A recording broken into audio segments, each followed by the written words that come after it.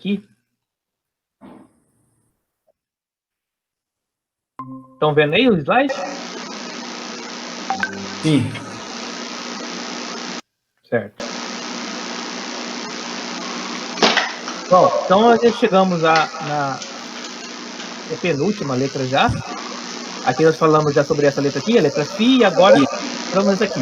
Essa aqui é a letra Ki. Né? Ki. Isso. A transliteração dela, né, é um CH e a forma dela é esse X aqui, né? Mas esse CH tem som de Ki, Kakekoku, né? Ki. Então, a primeira palavra aqui, a gente até comentou sobre ela, eu acho, num dessas mensagens que vocês mandaram para mim no WhatsApp aí, perguntando alguma coisa. Como que a gente vai transliterar isso aqui? Né? Então, vai ser assim. É cará. Cará. Cará. Cará. Cará não é cognato, né? Ela é uma palavra grega que significa alegria. Eu nem lembrava disso. Quem perguntou isso? Alguém perguntou lá no Facebook. Cadê o outro camarada? Tá aí, não? O Jonas, ele tá de serviço, ele é da Guarda Municipal. Ah. Ele é chefe lá da Guarda Municipal. Cará. Então, cará é a palavra grega para alegria, né? Só para a gente saber, uma outra palavra grega muito importante é a palavra eudaimonia. Já ouviram essa palavra antes? Não. Não? Eudaimonia é a palavra grega para felicidade. Então, cará é alegria, eudaimonia, felicidade. Né? Essa palavra aqui, eudaimonia, é muito importante, por quê? Porque ela vai ser o elemento, vai ser o termo utilizado para, na ética, tanto de Platão quanto de Aristóteles, quanto dos estoicos, dos epicureus, dos cínicos, de toda a filosofia clássica, né? Ela é a palavra que identifica a finalidade da vida. Por que o homem ele existe, né? O que motiva o homem a estar na existência? Os filósofos vão dizer a eudaimonia, ou seja, a busca, a procura pela felicidade. Agora, essa palavra, por incrível que pareça, ela não se encontra na Bíblia nenhuma vez. A Bíblia, toda vez que fala da palavra felicidade, ela opta por uma outra palavra grega, que é a palavra makarios. Por exemplo, você vai ler essa palavra makarios lá nas bem-aventuranças, né? Então, bem-aventurado aquele que, sei lá o quê. Você pode traduzir por felizes são aqueles que choram. Ela não utiliza eudaimonia, ela utiliza makarios. Agora, por que ela não utiliza eudaimonia para a palavra de felicidade? Né? Porque na Bíblia, a palavra daimon, ela é uma palavra utilizada para identificar os demônios. Daimon é demônio. Eudaimonia traz consigo essa palavra daimon na sua composição, com uma preposição ali, né, que é a preposição eu. Quando tem a preposição eu, significa o quê? Né? Eucaristia, né? Significa boa, bom. Então, a palavra eudaimonia significa literalmente bom demônio. Quem é feliz? É feliz aquele que tem um bom demônio. O que é um bom demônio? Na cultura grega... Oi? Não, pode mandar. Você falou dessa palavra na aula passada. Daimon, né? Daimon, né? Eu falei na aula de sábado. Sábado, isso foi. Daimon, na cultura grega, é espírito. Ou seja, é qualquer coisa que não seja um ente material, né? São entes espirituais. E aí tem vários, né? Tem os deuses, tem as ninfas, tem os semideuses, tem as criaturas, as quimeras, né? Tem vários seres acima dos homens no sentido material, né? Seres são seres espirituais no mundo grego, né? E a gente chama todos eles de daimon, genericamente. Né? O Platão, por exemplo, vai dizer, o Sócrates vai dizer, olha, eu não posso mentir, eu não posso trair a verdade, porque há um daimon que fala comigo o tempo todo e que me faz ter um compromisso com a verdade, né? Esse daimon é esse espírito, né? Ou seja, esta inspiração, né, que vem no coração de Sócrates, que faz ele ficar comprometido com a verdade, né? E aí Sócrates vai dizer, eu sou feliz porque eu tenho esse bom demônio que me leva para o caminho correto da virtude, né? Daí vem a palavra eudaimonia, né? A Bíblia, como ela vai utilizar a palavra daimon para identificar não espíritos, mas os espíritos malignos, ela não utiliza a palavra eudaimonia, porque é uma palavra que não encaixaria dentro do vocabulário bíblico. E aí ela usa a palavra Macarios para poder substituir a palavra eudaimonia. Tá? Então, não existe na Bíblia nenhuma palavra, não existe na Bíblia a palavra que identifica felicidade. O que existe no máximo é a palavra que identifica bem-aventurança, ou beatitude, né? Que é algo parecido com você estar satisfeito, né? A felicidade não é satisfação. Felicidade é você encontrar a razão pela qual você existe. Isso que é felicidade, isso que é eudaimonia. Por que eu estou aqui? Eu estou aqui para cumprir uma vontade do universo, né? Uma vontade dos deuses. Eu tenho uma importância para o cosmos. E quando eu encontro a minha importância, eu encontro eudaimonia. Então, o grego utiliza a palavra eudaimonia para isso, para a finalidade. E quando ele quer identificar aquela felicidade do riso, né? Aquela felicidade de você estar alegre, né? Aí ele utiliza a palavra kará. Né? Kará, palavra grega para alegria. Tudo bem? Tranquilo. Notem que a palavra kará, ela é muito parecida com a palavra de baixo, que é a palavra caris. Muito parecida por quê? Porque elas têm o mesmo radical, ou seja, essas duas palavras, elas são aparentadas, né? Elas saíram da mesma raiz, do mesmo radical. A palavra caris, vocês devem conhecer, né? Caris? Carisma?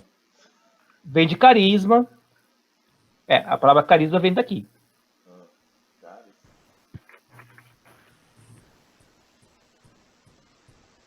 Carisma?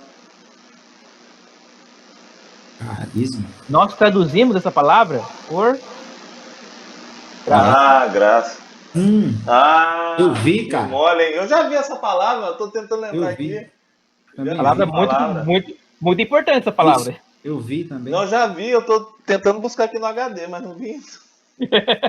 Não chegou, né? Não chegou. Então, tem que decorar. Caris é graça. E cará, alegria. Então, de alguma forma, caris e graça, elas têm um aparentado. Então, eu te perguntei sobre essa palavra e tu me falou dela. Foi o Edileno ainda que perguntou. É isso mesmo. No WhatsApp, né? Foi. Isso. Então, você pode, por exemplo, em uma pregação, em algum momento, né, de exposição, né, fazer essa relação, né? A relação de que aonde há graça, há alegria. Aonde há alegria, há graça. Porque essas duas palavras, elas têm a mesma raiz, né? É o mesmo princípio, vamos dizer assim. Na verdade, caris deriva de cará, né? E aí a gente traduz por graça, né? Também a gente pode traduzir por carisma. Graça e carisma, nesse sentido, vai ser a mesma coisa, né? O que é o carisma nesse sentido? É uma coisa que você ganha, né? É um presente, né? Em inglês, essa palavra aqui, ela é traduzida por gift mesmo, né? Que é presente, né? Gift. Nós, em português, traduzimos por graça, né? Então... Graça seria aquilo, né? É o presente imerecido. Pode falar, Fred. Não, pode terminar aí. Graça seria, então, aquilo, né? É o presente imerecido, né? Que é uma dádiva, né? Isso. A graça, ela é parte de uma dádiva. Mas por que a graça não é dádiva? Porque a dádiva, ela é um conceito que exige um ciclo. Dar, receber e retribuir. A caris é justamente só o ato de dar. Ou seja, ela é só o gift. Ela é só a primeira parte da dádiva. Então é como se falasse assim, olha, quando eu dou um presente para o meu filho, ou dou um presente para minha mulher, eu dou o presente para ela. Ela recebe o presente e, em troca, ela me dá o quê? Um sorriso. Ela me dá um obrigado. Isso é dádiva. Caris é quando você dá sem que a pessoa tenha que dar nada de volta. Sem Não tem que receber ter nada em troca. retribuição. Exatamente. Isso é caris. Ah, Então, caris é o dar sem o receber. Quando você dá esperando receber, isso chama-se dádiva. Ok? dádiva você espera receber. Graça é algo imerecido e você não espera nada em troca. Isso. Você não espera nada em troca. A graça Então, por exemplo, eu entendia já, nesse sentido. se você dá alguma coisa para alguém que essa pessoa merece, isso não é graça. Isso é retribuição. Ok? Beleza. Inclusive, existe uma teologia no Antigo Testamento chamada teologia da retribuição. O que é a teologia da retribuição? Eu já ouvi isso. Quando você peca, Deus te dá uma maldição. Quando você faz um ato virtuoso, Deus te dá uma bênção. É a teologia da barganha, né? Que o Caio Fábio ele gosta muito dessa palavra, barganha, né? Ele teorizou isso num livro, Sem Barganhas com Deus, né? E ele falou assim, ó, essa teologia é a teologia do Antigo Testamento, é a teologia do tomar lá da cá, é uma teologia da retribuição. O Novo Testamento usa a palavra graça para identificar uma teologia do dar, que não é dádiva, porque se fosse dádiva, ela exigiria que completasse o círculo. Então, quando Deus ele dá graça, ele não dá essa graça esperando receber nada em troca. E ele dá essa graça sem que você possa merecer essa graça.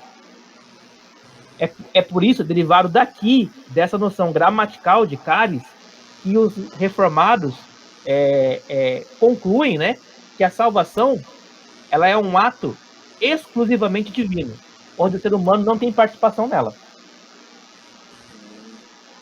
Entendi. Então, eu preciso aceitar Jesus para ser salvo? Não, porque se você precisar aceitar Jesus para ser salvo, se você precisar aceitar primeiro para ser salvo, isso é retribuição. Se você precisar aceitar depois para ser salvo, isso é dádiva. A salvação é uma caris, né? É uma graça, ou seja... Então, em qualquer uma das duas formas ali, teve a ação do homem, né?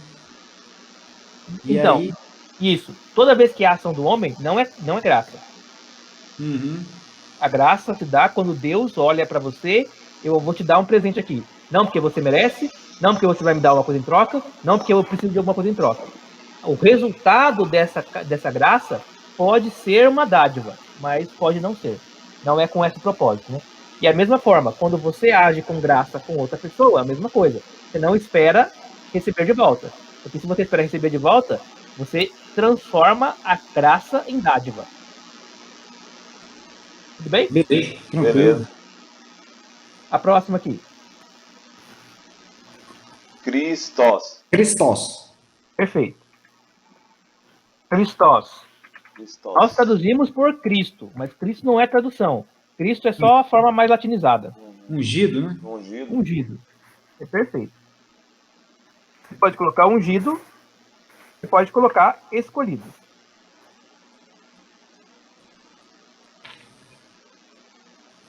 E aí é a mesma coisa, ou seja, Christos é a tradução da palavra hebraica Mashiach.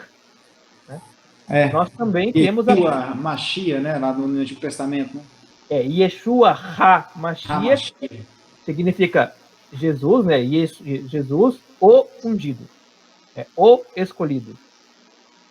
Christos, aí seria Jesus Christos. Né? Jesus Christos significará, na verdade é Jesus Christos. O Jesus ungido. Jesus o ungido. Né? Que é a forma grega da fala. Né? Mas também você pode falar Jesus Messian, né? Porque aí o Messian aqui é a forma grega, né? A forma helenizada da palavra Mashiach, que é o que a gente faz também com Cristo, né? Christos vem para Cristo em português. Então essas formas também elas podem andar de uma língua para outra, articulando, né? Para ficar ou helenizada, ou latinizada, né? Ou anglinizada. Né? Então pode acontecer essas coisas. Mas a tradução é essa, ungido. A última palavra, Cronos. Cronos. Cronos. Cronos. E aí é fácil essa, né? Tempo? Traduz para tempo? Tempo. Aí, Cronos, né, é o nome de uma divindade grega, né? Uhum. É o deus Cronos, né? Que era o pai de Zeus, né? O rei, né? O chefe, o líder dos titãs. Também é a palavra para tempo, de onde vem a palavra cronômetro, né? De tempo que se conta no relógio, né? O tempo de 24 horas, o tempo mais no sentido mais matematizado, né? Existe uma outra palavra grega para tempo, que é a palavra kairos. Kairos. Aí já é. Aí entra aquela Também. maluquice lá de novo, ou tem alguma coisa a ver lá do... Igual da palavra lá do remo e do logos. É a mesma coisa? Então. Aí tem a maluquice lá do Reagan lá. do Rema, lá do Reagan, mas Tempo de Deus, né? tempo de Deus, que é um absurdo. Então, Zac, essa palavra kairos, qual é que é usada lá em Gálatas 4:4, quando Paulo fala da plenitude dos tempos? Então, a gente tem que olhar lá, né? Vamos olhar. Uma pergunta boa essa aí, hein? Gálatas 4 é o 4 e o. Não sei se fica no 4 ou se fica no 5, mas não é um dos dois, 4 ou 5. Gálatas 4, 5. 4. E veio a plenitude do Cronon. Cronos? Cronos, né? Cronon. Ou seja, o tempo, né? Que tinha que se cumprir, né? Ou seja, o tempo que tinha que ficar pleroma, né? Pleroma é completo, né? Então, quando se completou o tempo. Aqui a ideia, então, seria que havia um tempo estipulado para que tal coisa acontecesse, vamos dizer assim. Então, eu posso entender que todos os eventos que aconteceram no Antigo Testamento aconteceram se preparando para que chegasse a plenitude dos tempos, no tempo exato da manifestação de Cristo. Isso. Essa é uma reflexão muito sofisticada do texto bíblico, né? Que é de que Deus, a partir da concepção teológica cristã, não vou dizer nem que ela eu acho que ela já é bíblica, já é apocalíptica já, né? Deus, ele torna-se senhor do tempo. Porque no Antigo Testamento, a impressão que se tem é que Deus está dentro do tempo junto com os seres humanos, né? Que Deus está vivendo o tempo histórico junto com a humanidade. No Novo Testamento, a impressão que se tem é que Cristo vem para a história, né? Ele encarna, né? Vem na história, no Cronos, e Deus, ele passa a ser entendido como o senhor do tempo. Ou seja, ele meio que domina o começo e o fim. O alfa e o ômega, né? O princípio, meio e fim. Então ele torna-se senhor do tempo. E aí o tempo passa a se tornar uma coisa que ele tem total consciência, né? Deus tem total conhecimento do tempo. E aí ele tem um plano. Deus tem um plano, um planejamento, né? E esse planejamento abarca o tempo todo, o Cronos todo. Desde a fundação do mundo até a sua finalização, o plano de Deus já está traçado, vamos dizer assim, né? Está traçado, né? E aí ele demarca onde é que cada coisa se completa. Mas essa informação, ela pertence somente à divina. Tanto que nem Cristo, né, se arroga o direito de saber essas coisas. Agora, isso é Cronos, né? Ou seja, a ideia, então, aqui é utilizar a palavra Cronos para dizer que Deus é o Senhor do tempo. Mas e aí o que dizer sobre o momento em que algo vai acontecer? Né? O momento, aquele momento especial, né? Aquele momento onde um evento, né, ou uma situação, por exemplo, né, a volta de Jesus, né, ela se dará em um momento no Cronos, né, momento no Cronos. Mas aquele momento é um momento especial, vamos dizer assim. E aquilo nós chamamos de Kairos. Kairos, o grego utiliza a palavra Kairos, por exemplo, para dizer sobre o seu aniversário. O seu aniversário é um dia como outro qualquer para qualquer pessoa. Mas para você, ele é um dia especial. Ele é Kairos. Então não é tempo de Deus, é um tempo especial. É um tempo que você retira da cotidianidade do Cronos e dá a ele um fator especial, que é ou uma festa, ou um aniversário, ou um grande evento, o dia de uma coroação, o dia do nascimento de um filho, o dia de um casamento, um dia de que acontece alguma coisa especial. Não é tempo de Deus, é o Kairos, é um tempo especial, é um dia especial. Quando você falar para alguém assim, não, desejo Kairos para você. Eu desejo que um dia exista um tempo especial na sua vida. Não é um tempo de Deus, é um tempo especial. Tá tranquilo? Beleza. Sim. Mas assim, eu escutei uma pregação, mas o cara abarcou isso aí que você falou.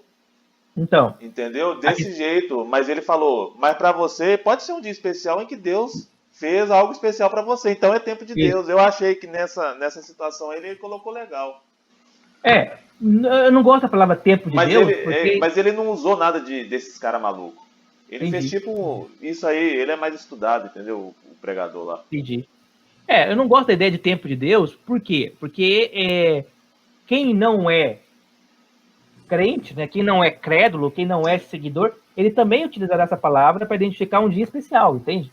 Então não atribui isso a Deus, ele atribui ao evento em si, né? É lógico que se você é cristão, e aí você vai lá, tem um aniversário, você fala, pô, Deus, obrigado por mais um ano, né? Então você traz Deus para a relação, e aí sim você pode falar de tempo de Deus. Isso aí que trouxe. Isso mas não é nesse sentido que a palavra ela é utilizada para qualquer evento, né? Então até mesmo para eventos traumáticos também, no sentido assim, o dia da minha queda, né? É um kairos, né? É um momento especial, né? É um momento que muda as coisas, de certa forma. Por isso que ele é kairos, né? Ou seja, é aquele momento que é diferente do cotidiano Cronos. Deu para entender? Deu sim. Deu sim. Claro. Então, beleza. Kairos e Cronos, né? Usavam muito Kairos, por exemplo, para referir-se a quando o imperador subia ao trono, né? Então é o tempo da graça do imperador, né? É o Kairos Kyrios Imperator, né? O tempo da graça do imperador. Eu li isso hoje, cara. Você leu isso hoje? Não é coincidência, né? Foi o tempo de Deus para você, né? Então. Então aí é o tempo da graça, ou seja, é o momento, né, onde o imperador é entronizado, né, de certa forma, né? Deixa eu voltar ali naquela da alegria ali, tem como? Claro. Tipo, ali, você falou que eudaimonia não existe na Bíblia. Não. Mas que simboliza o seu, sei lá, o seu estilo de vida, não, o seu propósito, né? Quando você descobre aquilo que você tem que fazer. Isso. Aí você falou que qual que é a palavra que usa? Macharios, né? Macarios. Macarios? Isso. Macarios, tá bem nesse sentido? Então, não é no mesmo sentido exatamente, Fred. É assim, ó. Mas qual que é a palavra, então, que eu uso? Isso que eu fiquei com dúvida. A palavra que a Bíblia usa é Macarios. Mas não é nesse sentido? Não. Mas é aí que é a minha dúvida. Qual que é o sentido, qual palavra que traz o sentido de quando você encontra a eudaimonia? Eudaimonia. Então, na Bíblia não tem isso, né? Seria algo como se fosse... na Bíblia tem... entendi. A minha pergunta, eu estou viajando. Você vai descobrir quando Jesus te salva. Então, mais ou menos. Assim, ó. Vamos dizer assim, ó. Como que o grego entende? Só para você entender, tá? Uhum. Você nasceu com alguns talentos, né, com algumas habilidades. Por exemplo, você é um cara que nasceu com as habilidades necessárias para você ser um soldado. Beleza. Certo? Então, o que o grego entende? O grego entende que meio que os deuses, o universo, criou você para isso. Ele criou você com essa finalidade. O universo precisava de um soldado, e ele te criou com essas habilidades. Aí você fala assim, não, mas eu não quero ser soldado, não, eu prefiro ser pintor. Uhum. E você consegue ser pintor, você consegue aprender a pintar e tal. Mas aí o que acontece? Você nunca vai ser aquilo que o universo criou você para ser, que era ser soldado. Se você não desenvolver essas habilidades que são suas, talentos seus. Quando chegamos na Bíblia, não existe um destino material da realidade para cada pessoa. As pessoas na Bíblia não têm um propósito de vida. Elas têm uma meta, vamos dizer assim, elas têm uma destinação que é o céu. E no céu, você vai ter beatitude, você vai ter macário, ou seja, você vai ter uma espécie de satisfação. Mas enquanto você está vivo, por que Deus te fez? Para você ser o que na vida? O cristão vai dizer, para eu ser uma pessoa que segue ele, para eu ser um cristão. E ser um cristão não é um destino que leva em consideração as suas qualidades individuais. Porque ser cristão é para todo mundo, entende? Entendi. Então, uma vez que não leva em consideração as suas habilidades individuais, não existe na Bíblia uma destinação, uma destinação eudaimônica. Não existe uma eudaimonia na Bíblia. Entendi. Por quê? Porque eu não descubro o que é que para que eu nasci e o meu lugar no universo. Para a Bíblia, eu nasci e o meu lugar é no céu, é na vida salvífica. Então, eu não preciso ter talento nenhum, não preciso descobrir nenhum talento e não preciso desenvolver esse talento no texto bíblico. Qual que é a questão aqui? A questão, por exemplo, um bom soldado, ele é um soldado que mata quando precisa e que não mata quando não precisa. Se você vai para o texto bíblico e você leva essa questão, né? Um soldado bíblico é um soldado que ele vai evitar matar a todo custo, né? Por quê? Porque ele vai provocar a morte do outro, entende? Entendi. Então, o texto bíblico não dá para esse soldado, você tem um destino, ser um bom soldado. Ele fala assim, você é um soldado. O que você tem que ser é um cristão, um soldado cristão. E se você for um mau ou um bom soldado, não importa muito. O que importa é que você seja um bom cristão. E isso é para todos, para que você encontre depois da sua vida na terra a felicidade no céu. Então não existe felicidade terrena no texto bíblico. Ok. Você deu para Entendi. entender. Não, entendi. Era essa dúvida mesmo que eu estava tendo. Então, tranquilo, né? Eu sei que essa aqui é uma questão mais abstrata, né? Depois a gente volta nela, porque a gente vai falar sobre ela lá na filosofia. Eu entendi. Mas só Eu pra gente lembro entender. dessa eudaimonias na filosofia antiga, que era aquele estado que o ser humano tinha a finalidade de buscar a felicidade dele de espírito, não era uma coisa relacionada a isso, não era? Não, isso vai ser mais assim nos epicureus, principalmente, né? Porque aí o epicurismo é uma coisa assim, você sai do mundo das preocupações da vida e se isola dentro de um jardim, né? Dentro de um espaço onde nada te perturba mais. Então você larga a mão de filho, de família, de trabalho, de emprego para ficar só de boa, né? Você fica assim, eu tenho aqui uma árvore que ela me dá fruto, eu tenho aqui um rio que me dá água e eu vou ficar por aqui mesmo, não vou me perturbar com nada. Isso que é a eudaimonia do Epicuro. A eudaimonia do Aristóteles é assim, eu nasci com uma habilidade, sou um bom pintor. Significa que o universo quer que eu seja um pintor. E aí eu devo procurar desenvolver ao máximo esta habilidade para que eu alcance felicidade, para que eu alcance o meu lugar no universo. Quer dizer que eu vou ficar feliz? Não. Quer dizer que eu vou ficar feliz, que eu falo, vou ficar alegre? Não. Eu vou ficar feliz. O que é a felicidade aqui? Felicidade é um sentimento, né, de que você chegou onde você deveria chegar. Tá tranquilo? Tá tranquilo. Show. E aí o Aristóteles vai dizer, por exemplo, né, a eudaimonia dos seres humanos, então ele fala assim, cada ser humano tem uma eudaimonia específica. Ok. Mas existe uma eudaimonia que é para todos os seres humanos. E como é que ele vai concluir, como é que ele vai chegar nessa eudaimonia? Ele vai falar assim, olha, eu vejo aqui um pato, eu vejo aqui um cachorro, um gato e um ser humano. O pato faz coisas de pato. O cachorro faz coisas de cachorro. O gato faz coisas de gato. O que é que só o ser humano pode fazer que nenhum outro bicho faz? Pergunta.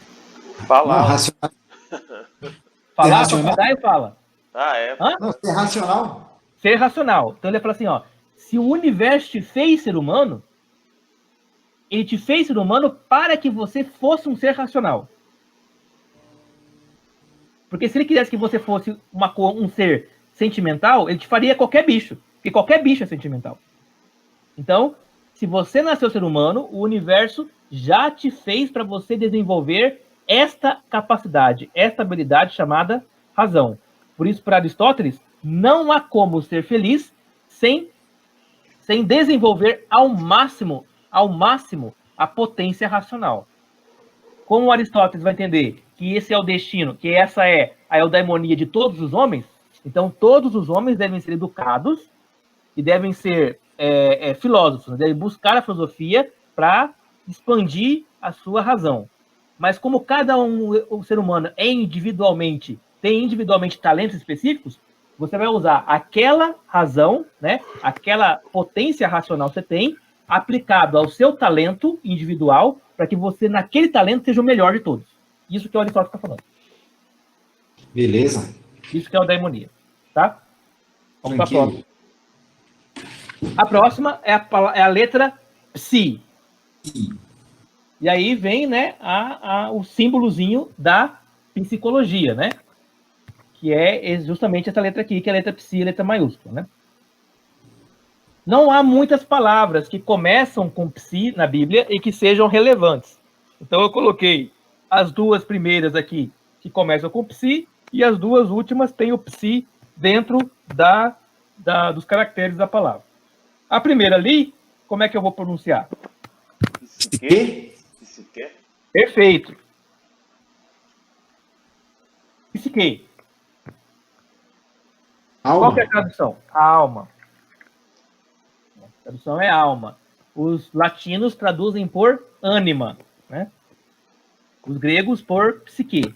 Entendendo aqui, psique é a parte, né? É aonde reside os sentimentos, a identidade humana, né? É na psique, né? Na alma humana. E os filósofos gregos vão entender a alma como um princípio imaterial, eterno e imutável do ser humano, né? Então, o ser humano tem alma e tem corpo, né? Então, a diferenciação. Hoje, no mundo moderno, utilizamos a palavra psique, alma, para identificar somente aquele aparelho, né? De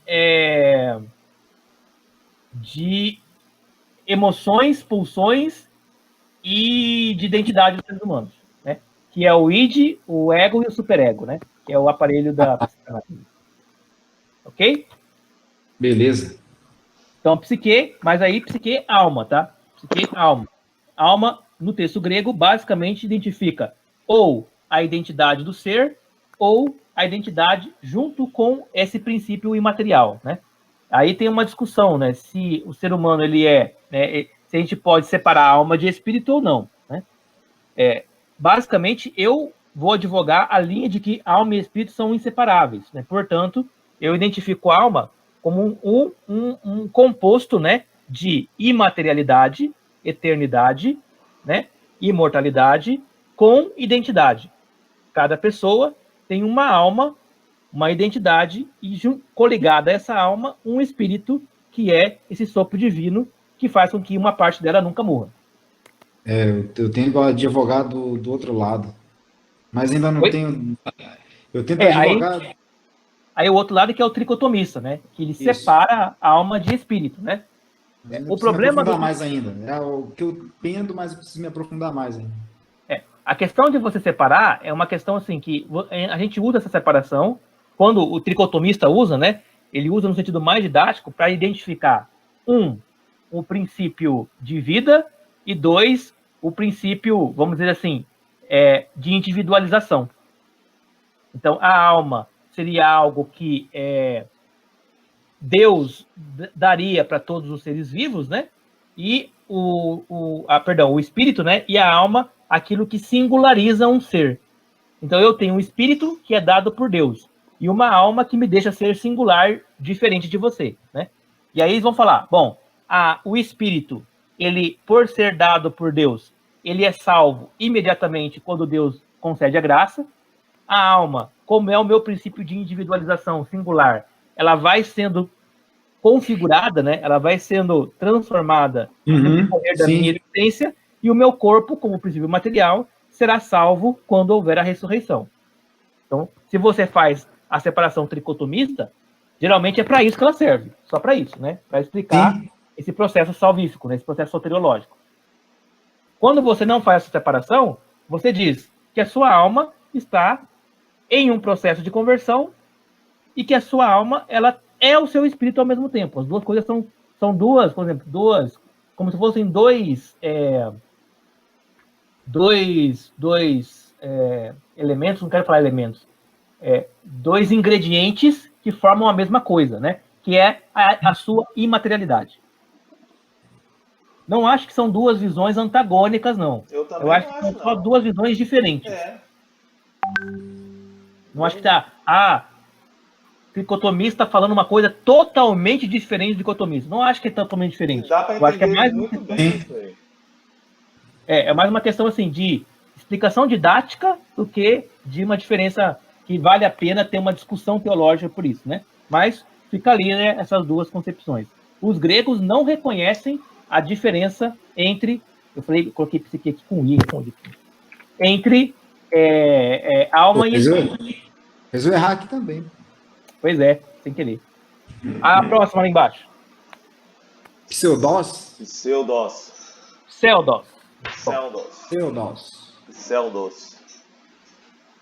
Aí é cognato também. Eu ia traduzir por falso. Perfeito. Pode ser falso, pode ser mentira. Eu falo isso direto. Fala mesmo. O pseudo, né? Pseudo intelectual, pseudo científico, pseudo isso, pseudo aquilo. Então, o pseudos é a ideia de falso, né? A ideia de mentira, né? A ideia de o contrário do verdadeiro, né? Do aletos, né? Aletheia. Próximo. Apocalipse. Apocalipse. Muito bom. Apocalipse.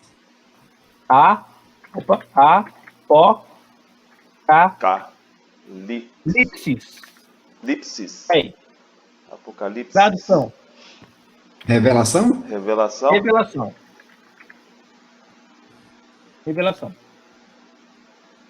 Aí a gente na verdade, a portuguesa, né? A palavra para dar nome ao último livro do Novo Testamento, né? Então, o livro do Apocalipse, né, é o livro da revelação. Em inglês, né, o livro, inclusive, chama-se Revelation. Né? Revelation. E aí já vai para a tradução mesmo, né? O que é a revelação, né? O Apocalipse, né? Calipsis, né, seria a palavra grega para encoberto. Né? Coisa encoberta. Apó é a palavra para retirar, tipo, tirar, né? Então, Apocalipse seria tirar o véu, né?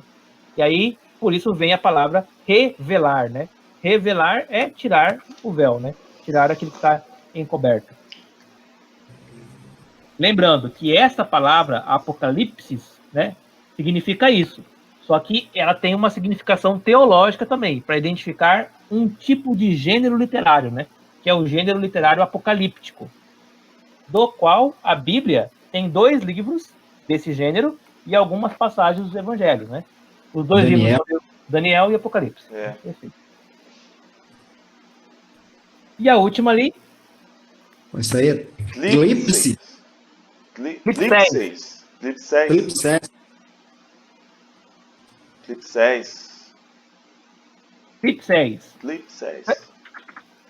Não conheço. Dá uma dica aí. Ela é mais ou menos cognato, né? Mais ou menos. A gente não usa ela, né? Mas é a palavra para tribulação.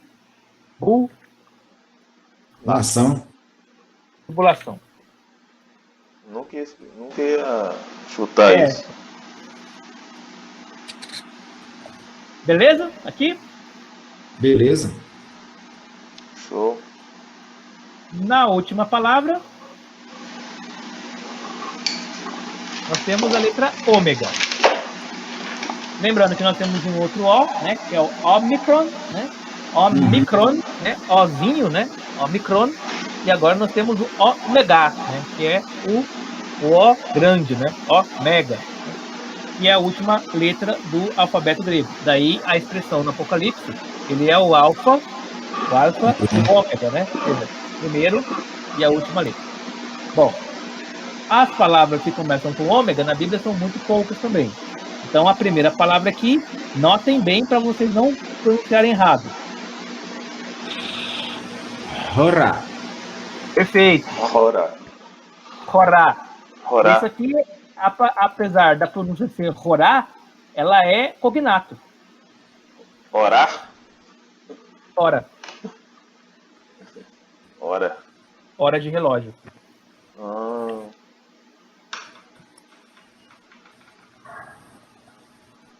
Aí, a palavra de baixo. De baixo. Aiona. Aiona. Aiona. Aiona.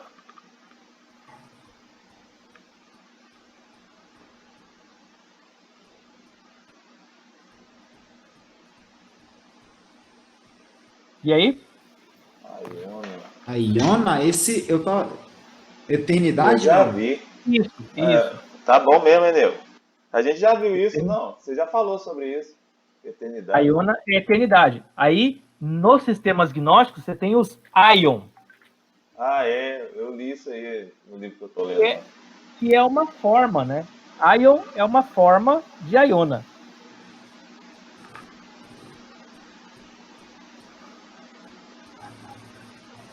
Só um minuto.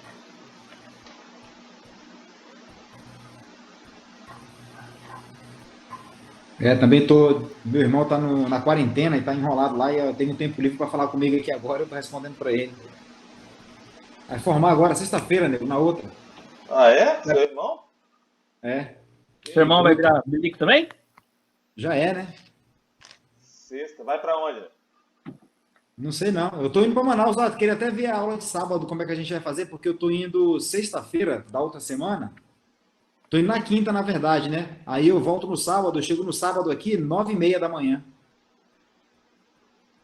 Você quer fazer no sábado à tarde? Se tiver bom pra galera aí. Ah, é um Então dia tá só. bom. A gente faz sábado pelas 2, das 2 às 3. É só viver com o Thiago. É sem ser nesse próximo, né? É.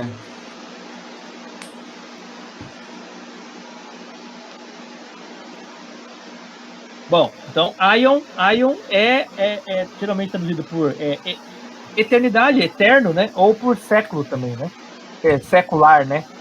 Século aqui no sentido não dos 100 anos, né? Século no sentido de um tempo longo, né? Tempo eterno, né? Séculos de séculos, né? Então, Aion, eu li hoje essa palavra nesse livro aqui, ó. Aquele Qual? livro lá, ela tem aqui, ó.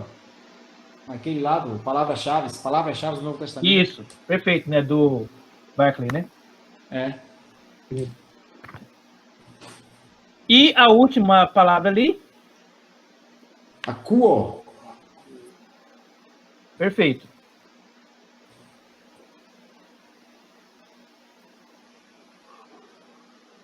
Acuó.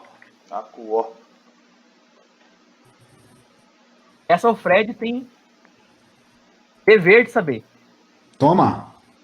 Se não souber, tem que pagar. Toma. Essa aí? Primeiro, né? Primeiro. Ela é um... Verbo. Isso, é um verbo. É um verbo, isso aí. Primeira pessoa. Tô cansado, mano. Não tô conseguindo pensar, não. Vou estar osso. Acuar. Acuar não. Acústico. Eu acuo. Eu recuo. Vem da palavra... Daqui vem a palavra acústico. Ah, então tá explicado aí, né? Porque tu tem que saber, ó. Acústico? Eu ouço. Perfeito! 10-0. Como é que você sabe isso, né? Você tá bravo, hein? Tá colando aí. Tô não, né? De boa. Ele tá com o dicionário aqui aberto embaixo da mesa ali, ó. Não vou me enganar a mim mesmo, tá maluco? Aqui pra mim. Ó, o Thiago mandando um grupo aí, perguntando se tá aqui ainda. Cadê?